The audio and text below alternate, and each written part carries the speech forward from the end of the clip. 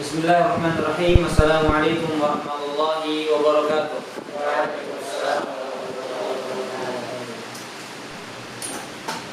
Alhamdulillah hamdan katsiran tayyiban mubarakan fi kama yuhibbu rabbuna wa yarda. Asyhadu an la ilaha illallah wahdahu la syarika lah wa asyhadu anna Muhammadan 'abduhu wa rasuluhu alladzi la nabiyya wa la rasula ba'da, amma ba'd. Ikhwani wa akhwati jamaah rahimani wa rahimakumullah. Alhamdulillah, puji dan syukur hendaknya senantiasa kita panjatkan kehadirat Allah Jalla wa Ala yang telah melimpahkan nikmat-nikmat dan karunia yang tidak terhingga. Salawat dan salam semoga senantiasa Allah melimpah curahkan kepada qudwah hasanah, suri tauladan terbaik manusia, Nabi Muhammad sallallahu alaihi wa ala alihi wa ashabihi wasallam. Jamaah rahimani wa rahimakumullah. Alhamdulillah, setelah kita beberapa waktu atau beberapa saat tidak mengadakan kajian baik di bulan Ramadan kemudian masuk di bulan Syawal ini, alhamdulillah dengan izin Allah dan kekuatan darinya kita bisa berkumpul kembali, yang hadir di sini dan kemudian yang di rumah bisa menyaksikan kajian perdana kitab Fadilah Amal, di mana kajian atau kitab ini, Fadilah Amal ini adalah kitab yang berisikan hadis-hadis Rasulullah Shallallahu Alaihi Wasallam yang berkaitan dengan keutamaan dari sebuah amal. Sebagaimana kita ketahui bersama bahwasanya Rasulullah Shallallahu Alaihi Wasallam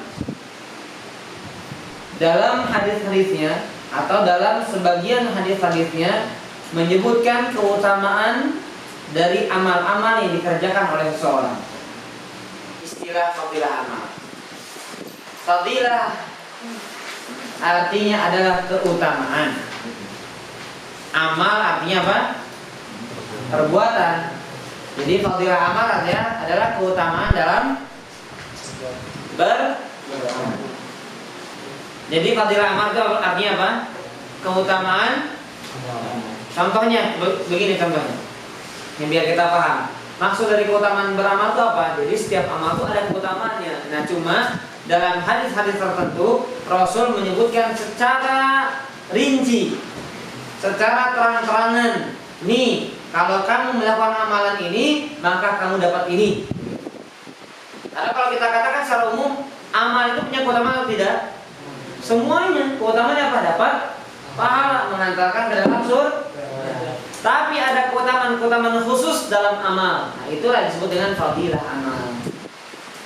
Ada keutamaan khusus yang disebutkan oleh Rasulullah Shallallahu Alaihi Wasallam dalam sebuah amalan, dan itu diberi istilah dengan fadilah amal. Baik, kita masuk bab yang pertama, bab ke-1 bersuci. Silahkan dibuka halaman ke-1. Semoga bisa dipahami. Yang belum paham diulang-ulang, nanti bisa dibuka YouTube kita, kemudian bisa gampang di back lagi ya. Jadikan catatan. Qaidu al-ilma bil kitabah, ikat ilmu dengan apa? Kata Imam Syafi'i, minal halaqah, termasuk kedunguan, bodoh orang yang datang ke hutan untuk mencari hewan buruan, sudah dapat nggak diikat, tinggal dia pergi, capek-capek dia ke hutan, kemudian dilepaskan begitu saja. Capek-capek untuk datang ke sini, dengar, paham, tapi pergi kemudian hilang. Kata Imam Syafi'i apa? Bodoh. Itu kata Imam Syafi'i, bukan kata Anda ya. Baik, halaman pertama, bab 1 bersuci. Bersuci.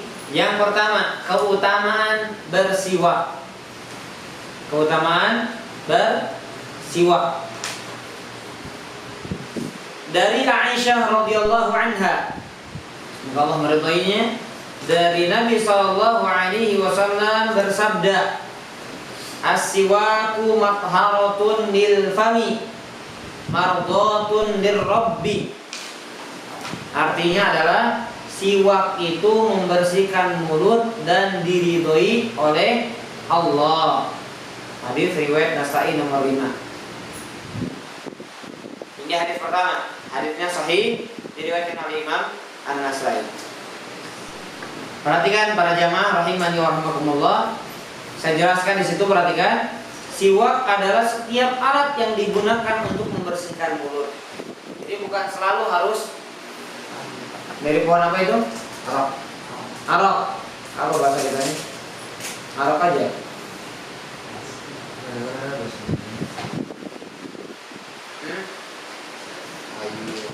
Kayu apa ya? Bukan pohon kelapa, bukan? Kayu apa? Kayu apa? Ya, ini ada kayu, ya ada kayu dari pohon tertentu. Nah, itu yang biasa kita lihat, kayu siwak gitu ya. Nah, itu siwak memang. Tapi di sini dijelaskan oleh para ulama, siwak itu bukan hanya itu, melainkan setiap alat yang digunakan untuk membersihkan mulut. Jadi antum misalnya bikin dari ini, bisa jadi dikatakan siwak juga. Juga menjadikan pembersih. Misalnya, gitu ya. Nah, maka ini pun dinamakan apa? Siwak. Kan kita sebutkan sini, sikat gigi di masa ini pun dihukumi siwak. Intinya alat untuk membersihkan mulut. Baik, faedah yang bisa kita petik dalam hadis di atas. Yang pertama, seluruh ulama sepakat akan dianjurkannya bersiwak. Bahkan anjurannya ini muakkad, ditekankan karena kalimatnya penekanan. Rasul mengatakan, laula an asyqa ala ummati la amartuhum bisiwak. Seandainya tidak memberatkan umatku, aku akan perintahkan, akan wajibkan. Ya kan, coba antum kalau siwak diwajibkan gimana kita? Ketiduran, wah dosa kita. Ya, misalnya sebelum tidur misalnya. Tapi alhamdulillah siwak hukumnya apa? Sunnah, tidak sampai mencapai derajat wajib. Yang kedua, bersiwak dianjurkan setiap waktu. Hanya Rasul itu nggak ada kisahnya bau mulut gitu kan? Ya, mungkin kalau puasa ya, maklum wajar karena ada mengering gitu ya. Kemudian kedua, makanya ada hadis lain yang mengatakan bahwasanya la khalufu famis shaim atyabu 'indallah min rihil misk. Karena memang wajar orang berpuasa itu bau mulutnya nggak sedap aroma mulutnya, karena wajar.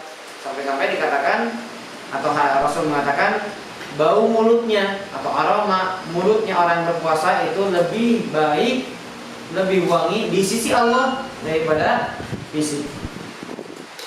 Ini menunjukkan bahwasanya akan ada perubahan aroma ya. Baik, kita baca dulu sedikit. Bersiwak dianjurkan setiap waktu, dan anjuran bersiwak lebih ditekankan pada 5 waktu. Yang pertama ketika akan sholat. Yang kedua ketika berwudu. Baik akan atau mungkin setelah berwudu. Yang ketiga ketika membaca Al-Quran. Ternyata ini pun sama. Ini ketika membaca Al-Quran itu bersiwak. Makanya repot ya kalau sikat gigi dan pasta gigi yang sekarang repot untuk berbusana dulu, karena di masjid nggak mungkin gitu ya. Harus dengan tambahan air. Kemudian yang keempat ketika bangun tidur. Ini juga dianjurkan. Yang kelima ketika berubahnya aroma mulut disebabkan karena tidak makan, tidak minum, banyak berdiam diri, banyak berbicara. Nah, 5 kesempatan ini atau 5 waktu ini sesuai dengan hadis-hadis yang dijelaskan setelahnya. Saya persingkat, intinya itu semuanya berdasarkan hadis-hadis dari Rasulullah Shallallahu Alaihi Wasallam. Baik, mungkin sebagai kajian perdana ya. Kita cukupkan dulu materi kita agar tidak membuat jenuh juga mungkin ya, karena tadi mukadimah juga cukup panjang. Insyaallah kita akan lanjutkan di kesempatan yang lain, masih dalam pembahasan pembahasan lanjutan insyaallah pada poin yang ketiga di halaman ketiga insyaallah.